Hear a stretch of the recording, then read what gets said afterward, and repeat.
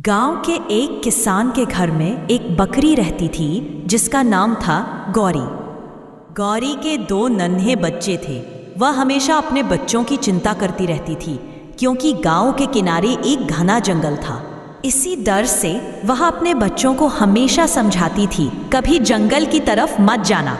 लेकिन एक दिन बकरी का एक बच्चा जिसका नाम था टिंकू, किसान के बेटे मोहन और चरवाहे रामू की बातें सुन लेता है। जंगल में हर जगह हरी भरी घास है।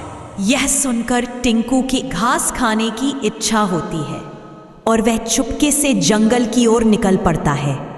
जब गौरी को पता चलता है तो वह घबरा जाती है और अपने बच्चे को ढूंढने जंगल की ओर दौड़ पड़ती है। इधर बकरी का बच्चा खेल खेल में जंगल के अंदर चला जाता है।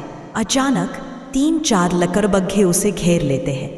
यह देखकर बकरी का बच्चा डर जाता है और जोर जोर से रोने लगता है।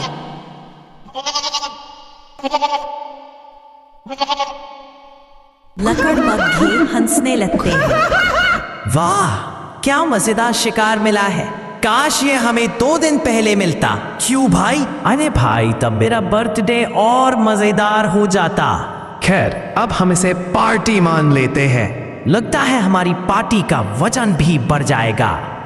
250 ग्राम।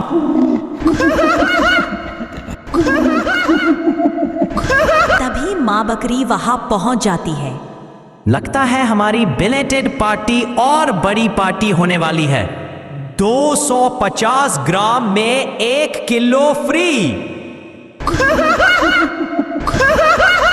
चुप रहो, अगर ज्यादा हंसोगे तो जंगल का राजा शेर आ जाएगा और तुम सबको खा जाएगा।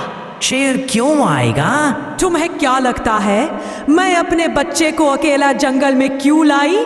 जंगल के राजा ने मुझे आदेश दिया है कि मैं अपने बच्चे के साथ यहाँ रुकूं जब तक वह खुद ना आए। अगर तुमने मुझे या मेरे बच्चे को नुकसान पहुंचाया तो शेर राजा तुम्हें जिंदा नहीं छोड़ेगा। लेकिन शेर को कैसे पता चलेगा कि हमने तुम्हें खा लिया है? शेर राजा मूर्ख नहीं है। देखो, सामने ताकतवर हाथी खड़ा है।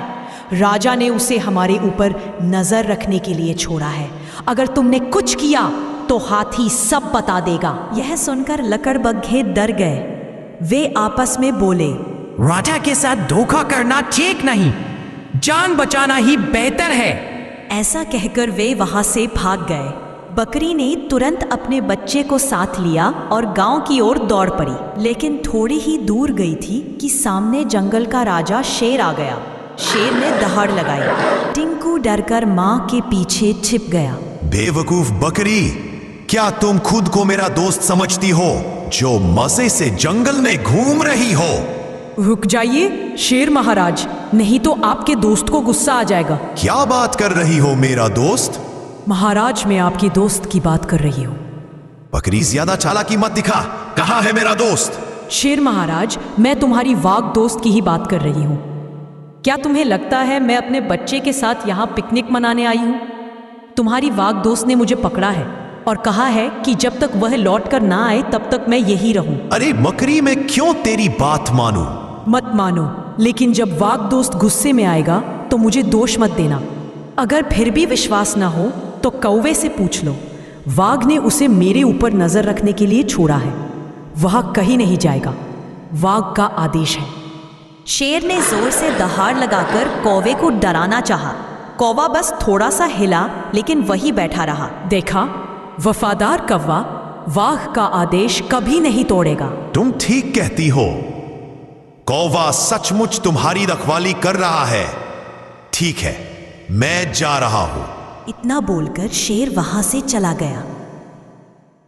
बकरी ने मौका देखकर अपने बच्चे को लेकर गांव की ओर दौड़ लगा दी। लेकिन तभी उसके सामने वाघ आ गया। अरे क्या बात है, आज 2 बकरियां एक के साथ एक फ्री। आज तो मजा आ जाएगा। शेर महाराज के लिए आप शिकार करके देते हो। आज राजा ने आपके लिए खास भोजन का इंतजाम किया है। शेर राजा ने कहा है कि मैं अपनी वाघ दोस्त को ताजा शिकार खिलाऊंगा, इसलिए उसने हमें जिंदा छोड़ा है। अरे ये कब से हो गया? शेर महाराज मेरे बारे में इतना कब से सोचने लगे? मुझे तो कुछ समझ में नहीं आ रहा है। क्या ये बकरी सच कह रही है? बकरी, मुझसे झूठ मत बोलो, इसका अंजाम बहुत बुरा होगा। सच में? ये राजा ने कहा मेरे बारे में?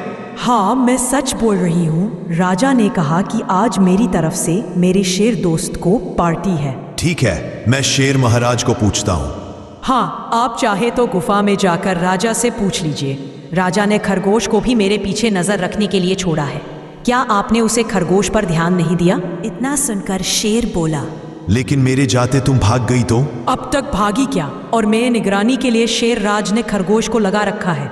मैं जहां भी जाऊंगी खरगोश मेरे पीछे ही आएगा और शेर महाराज को रिपोर्ट करेगा। है ना खरगोश? देखो मेरी बात। सुनते ही वो झट से खड़ा हो गया। उसकी नजर मेरे पर ही है। अच्छा, तो ठीक है, मैं शेर महाराज के गुफा के पास जाकर शेर महाराज को पूछता हूँ। और इतना कहकर बाघ वहां से चला गया।